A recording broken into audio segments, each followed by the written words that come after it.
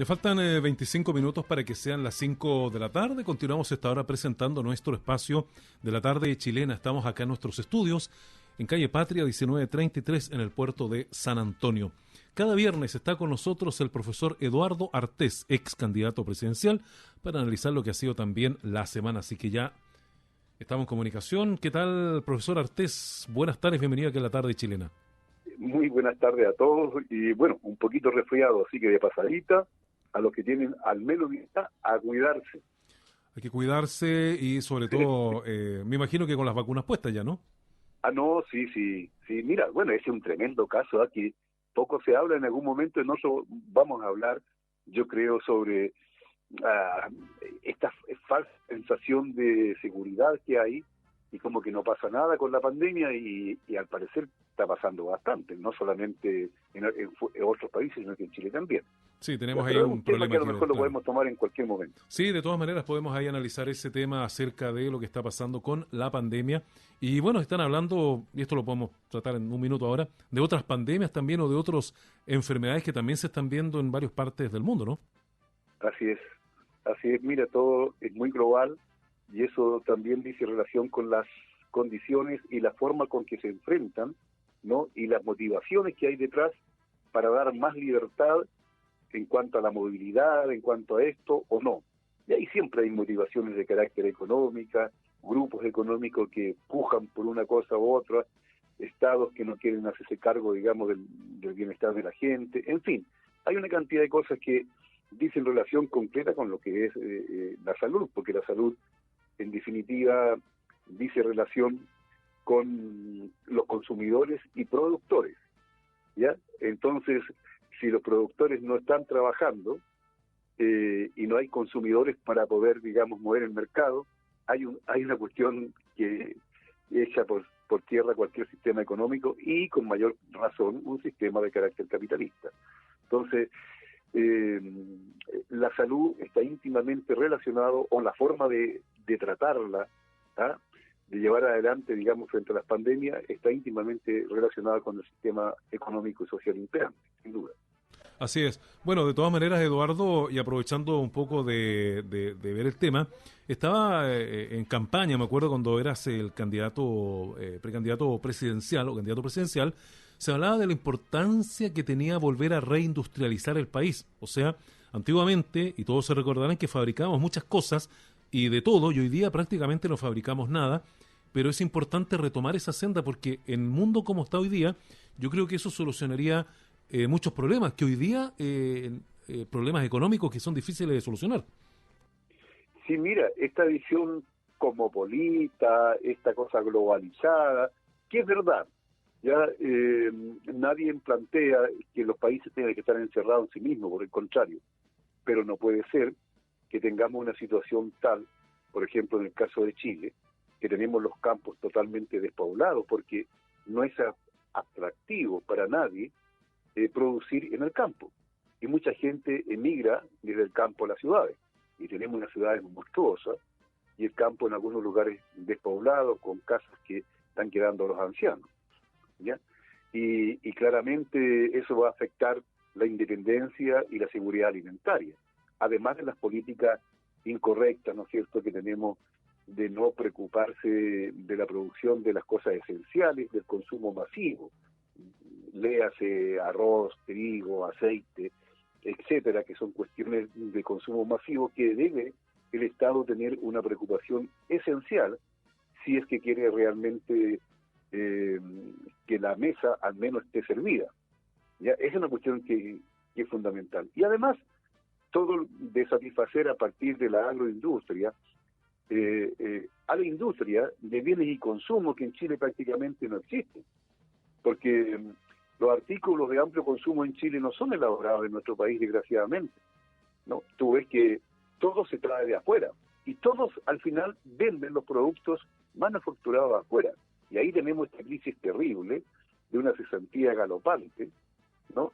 Y con una cantidad de especulación, de grandes centros comerciales, de pequeños y de una enorme cantidad de vendedores ambulantes que tratan de ganarse la vida con todo lo frágil y lo que lleva, digamos, en cuanto a estar en el filo muchas veces de la delincuencia y la delincuencia metida adentro.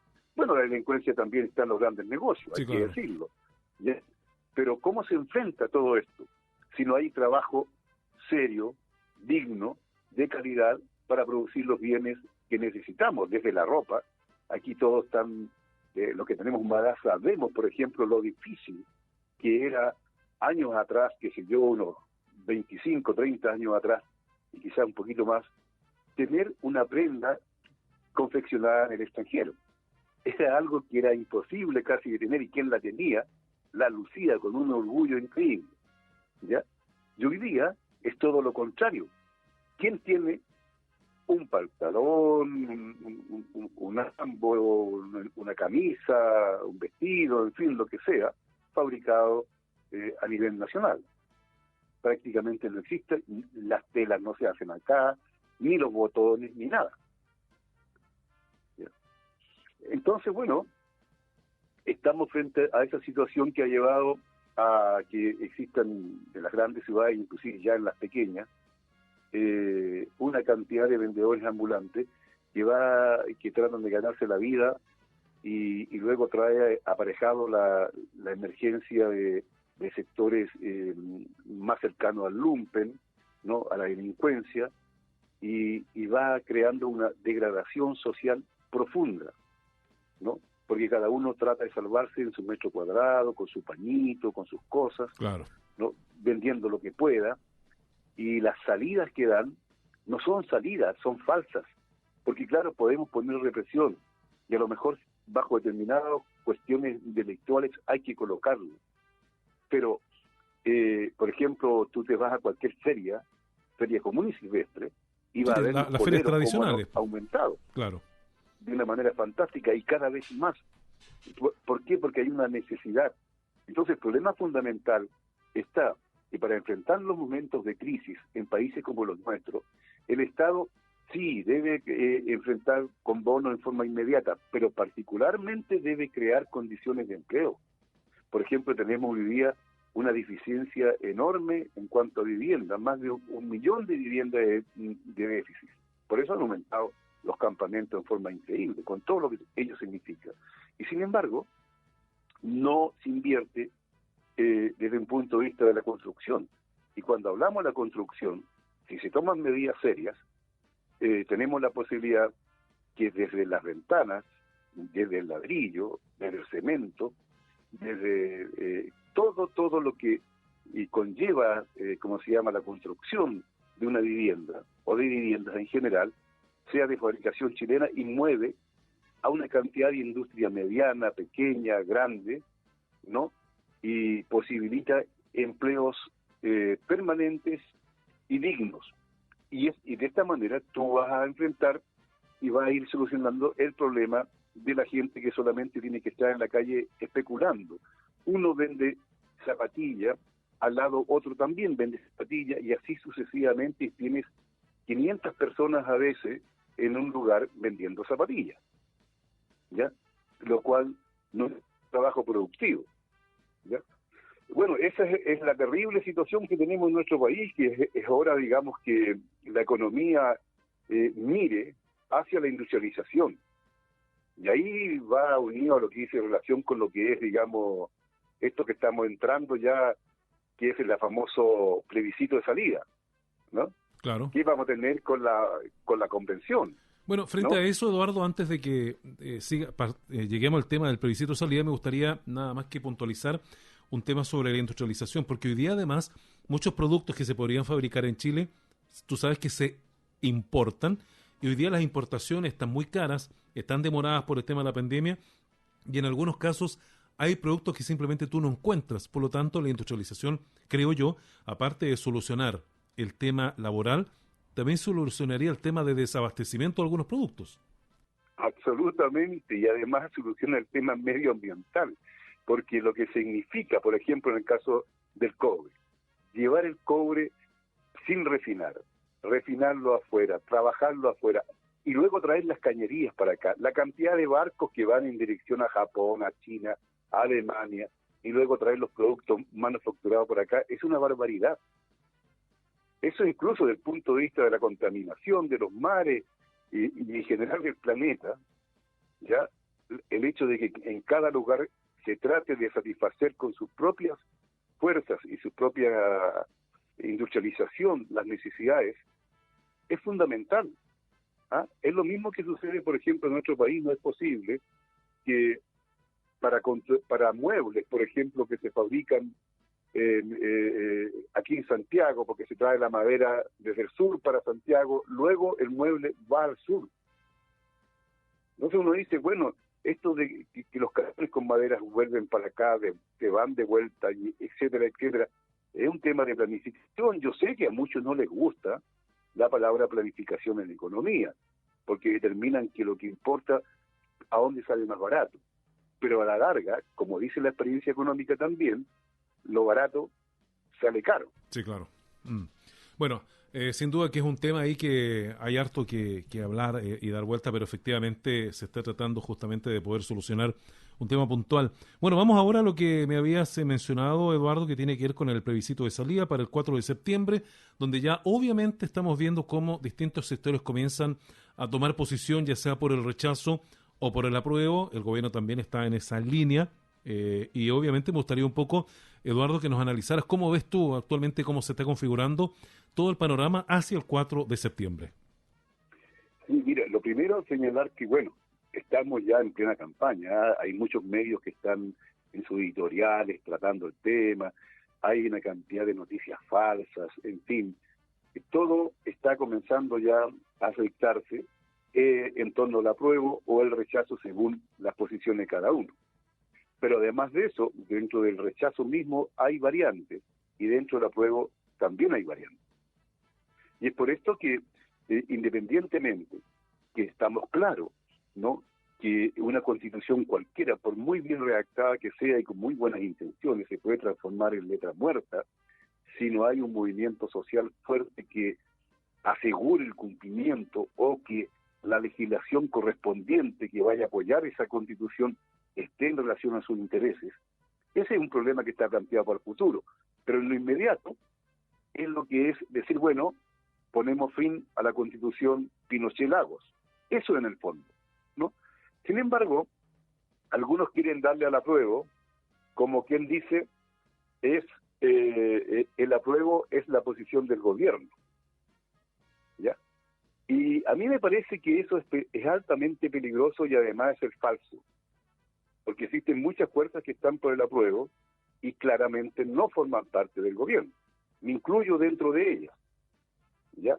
No estamos en el gobierno y más aún consideramos, digamos, de que a este gobierno hay que apurarlo para sacar algún beneficio para los trabajadores y los pueblos, porque siempre la tendencia a tomar acuerdos con la vieja derecha.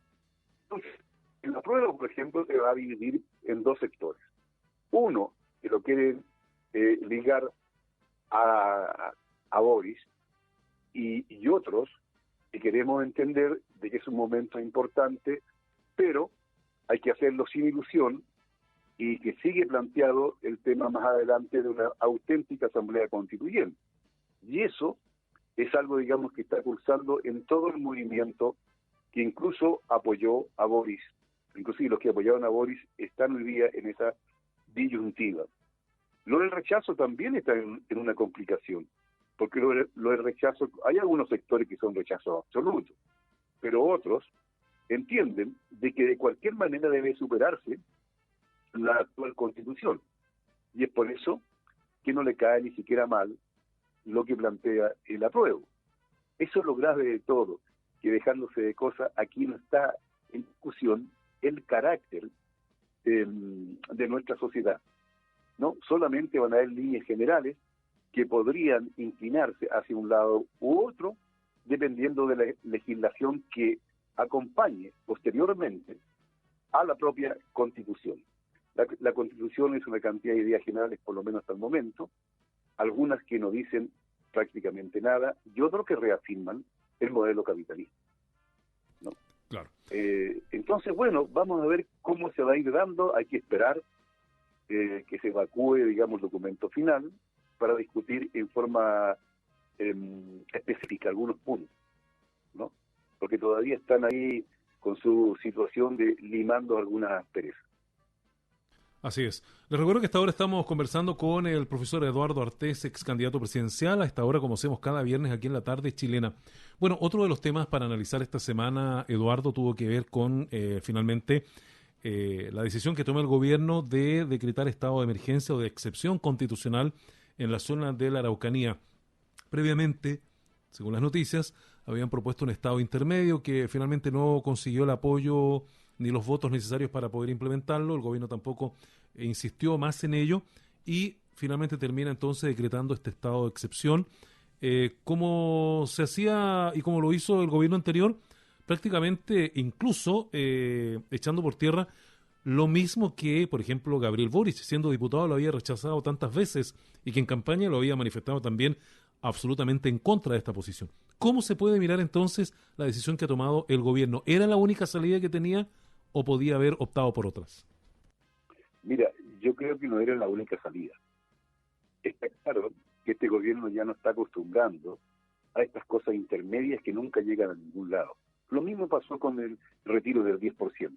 Colocó una cosa alternativa para hacer fracasar y después decir, mira, viste, no hay 10%. Y ahora ellos sabían que iban a afectar el estado de excepción, pero tenían que darle imagen. Y hasta el día de hoy, ayer o anteayer por ahí, el presidente de la República dijo que a él no le gustaba el estado de excepción, pero, bueno, la realidad es esa. Pero el problema planteado es por qué no se hace una política realmente de integración con todos los actores que están hoy día dentro de lo que es el Guanmapo o el Guanmapuche. Y eso no se ha buscado, ¿no? Al contrario, se ha buscado desde el principio, desde el primer día, cuando fue los primeros días, todo el mundo nos acordamos, ustedes se acuerdan, cuando fue Isca Sichel, ¿cómo se llama?, al Guanmapu, y aquí te la traigo Pedro, y ahora quien quiera conversa conmigo, ¿no? Sin ningún plan, sin ningún trabajo serio, sin ningún respeto, digamos, por las reivindicaciones que allí están planteadas, ¿no? Sino que simplemente esperando que la contraparte reaccione con indignación para poder después golpearla. Entonces, a mí me parece que estamos frente a algo que a este gobierno le está quedando muy cómodo, no tener mayoría en el Parlamento, ¿no? Porque si tuviera una mayoría en el Parlamento, no las presiones por el cumplimiento de las promesas de campaña, que no son tan radicales, ni son promesas, digamos, de cambio de sociedad, ni cosas que se parezcan, pero que sí se hicieron, porque en tiempo de campaña sí existe demagogia y se proponen muchas cosas que después no se cumplen, sí sería el momento, ¿no es cierto?, de exigir su cumplimiento. No ha sido así, porque este caballero dice, mira, no es culpa nuestra, tenemos que dialogar con la oposición, con esto, ponernos de acuerdo, retroceder, ver qué hacemos. Y esta expresión de haber instalado el estado de excepción es nuevamente lo mismo. Y es por eso que ustedes pueden ver que la UDI y Renovación Nacional no apoyó la acusación constitucional contra, ¿cómo se llama?, Sichel, sobre la ministra del Interior. Y también, por cierto, se pusieron de acuerdo y bajaron la acusación o lo que le iban a plantear a Halaman. Y ambas cosas se van arreglando entre gallo y medianoche, y al final este gobierno socialdemócrata liberal se inclina a seguir con la vieja política. Ese es un elemento muy importante porque del estado de excepción no salen, porque ¿qué van a hacer si no solucionan los problemas de fondo? Y los problemas de fondo significa conversar, ¿no? Y llegar a acuerdo, e incluso ver los temas económicos gravísimos que hay en este momento en las comunidades del pueblo mapuche. Graves. En este momento hay complicaciones para la semilla, ¿no?, para los abonos, fertilizantes, ¿no?, y una cantidad de cosas que son para el diario vivir, porque los precios son prohibitivos. Y por otro lado, dado el hecho que muchos de estos abonos y fertilizantes no se producen en Chile, porque, de lo que hablábamos hace poco rato, porque no hay una industria nacional química Claro, que los poderosa. produzca, claro. ¿Ya? Simplemente van a quedarse ellos sin producir. Sin producir significa pobreza para los comuneros, pero al mismo tiempo carestía para el resto de la población a no contar con mayor abundancia de productos. Entonces es una cosa, es sin fondo, sin salida. Claro. Pero Eduardo, y viendo el contexto completo de lo que pasa en la Araucanía, ¿cómo se puede manejar o cómo se puede solucionar, por ejemplo, los hechos de violencia que acontecen a cada momento y que obviamente también es una materia que al gobierno ahora le mantiene bastante preocupado? Es que el tema, desgraciadamente, en Chile, ya todos los sectores sociales, cualquiera sean, tienen que hacer actos de violencia para ser escuchados, porque de caso contrario no son escuchados. Los estudiantes, por ejemplo, secundarios, en distintos liceos, tienen que de repente hacer cosas que indiscutiblemente mucha gente no comprende o no está de acuerdo, por un solo hecho, porque si no, si mandan una carta respetuosamente, piden que le solucionen este problema. Por ejemplo, yo contaba el caso de Las Tapias, donde estuve hace un tiempo atrás, unos 15 días atrás o menos. Ya fui recibido por el centro de alumnos, estuve con ellos en la toma en Las Tapias. Entonces los chiquillos me decían, mira, acá existe un psicólogo para casi 3.000 alumnos. No hay nada que hacer. Entonces ellos pedían otro psicólogo, algo que es normal. Pedían la reparación de los baños porque el 75% de los baños estaban malos. Y eso era a ojos vistas, me los mostraron. Ya, los chiquillos cuidando la infraestructura incluso de allí. Pero tuvieron que tomarse para que la señorita Matei o señora Matei, ¿no? Lo tomara en cuenta y así estuvieron casi un mes. Creo que recién se integraron ayer o anteayer. ¿Te fijas? Pero ¿cómo es posible que para solucionar problemas puntuales, concretos, que aquí no estamos hablando, por favor, de revolución, porque algunos eso quieren pintar y asustar, ¿te fijas? Y no es eso. Lo que la gente pide que se le resuelva un problema. Yo estoy seguro, si a las comunidades mapuche tú entregas semillas a precio justo, fertilizantes, se les restituyen tierras, se les permite mayor autonomía indiscutiblemente en lo que es las formas de gobierno, etcétera, interno, tú vas a descomprimir absolutamente lo que allí está sucediendo. Porque si existen organizaciones en el mundo mapuche que levantan o proponen la lucha armada, es porque tienen un respaldo en la población. Porque si no, tú lo puedes acercar, rodear, si es un grupo muy pequeño, y simplemente sacarlos del escenario. Pero no es así, y no es así porque tienen una base de apoyo ya en la gente que está cabreada de la injusticia de casi 200 años, pero particularmente de lo que les pasa hoy día, de la pésima condición de vida. Las aguas de los ríos, yo lo he visto, estuve en Quepe en diciembre, ¿no? En comunidades de allá, y los compañeros me mostraban cómo venían las aguas contaminadas de lecherías que estaban más arriba de algunos latifundistas. Entonces, es un tema, ¿no?, a tratar. Si no solucionan los problemas concretos, claro que las expresiones de violencia van a tener apoyo, ya, absolutamente, y yo creo que hasta es justo, en el pueblo mapuche. Y el plan que presentó el gobierno esta semana, que se llama Plan Buen Vivir, ¿cómo se puede analizar aquello? No, yo creo que ese es un chiste. O sea, no, perdón, para que exista un plan de buen vivir, tiene que ser con los sectores interesados. No pueden, digamos, los jóvenes de la academia, de lo que es Ñuñoa, en el caso de la región metropolitana, Providencia, en fin, de algunos bares y lugares de discusión amables, llevarle la solución a ellos. Es una falta de respeto. Eso son palabras bonitas. Bueno, vamos con la última interrogante, Eduardo. Recuerdo que estamos junto a Eduardo Artés, ya avanza el tiempo, son las 5 de la tarde, pero tenemos ahí una inquietud, una opinión que queremos tuya exactamente, porque esta semana la canciller de nuestro país, Antonio Rejola, condenó este miércoles la detención del líder opositor de Nicaragua, Yubran Suazo. La calificó de arbitraria. Dice, lo dijo en su cuenta de Twitter: hoy se ha conocido públicamente la detención arbitraria en Nicaragua de Yubran Suazo, reconocido líder opositor. Y la secretaria de Estado sostuvo que detener estos abusos y la democratización en Nicaragua son objetivos de Chile y de la comunidad internacional. Un comentario ya sobre esta materia que hace al finalizar nuestra materia, Eduardo. Ya, Luis, mira, yo creo que Antonia Urrejola es una persona obsesiva en relación a Nicaragua. Y creo que además no corresponde su Twitter bajo ningún punto de vista. Primero, Yubran Suazo no está reconocido como detenido ni por las autoridades de Nicaragua, por el gobierno, ni por organizaciones semioficiales, inclusive ligadas a la iglesia y a la oposición.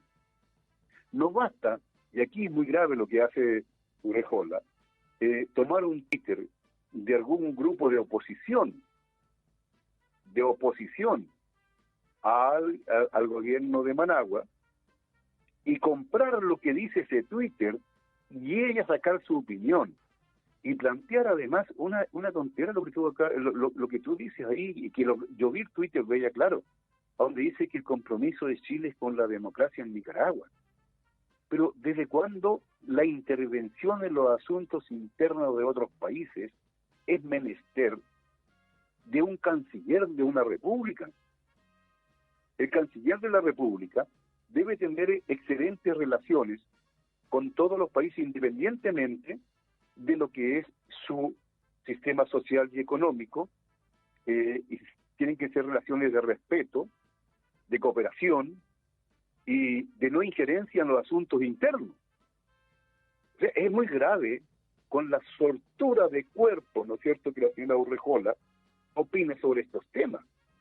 Yo creo que estamos haciendo el ridículo a nivel internacional, porque la señora Urrejola no puede aquí abrir el paraguas cuando en Washington aparecen algunas nubes, ¿no? Ni siquiera está lloviendo y ella ya saca paraguas, ¿no? Tiene que ser más cuidadosa en aquello, porque involucra, en definitiva, la soberanía y el prestigio de todo el país, de todos los habitantes.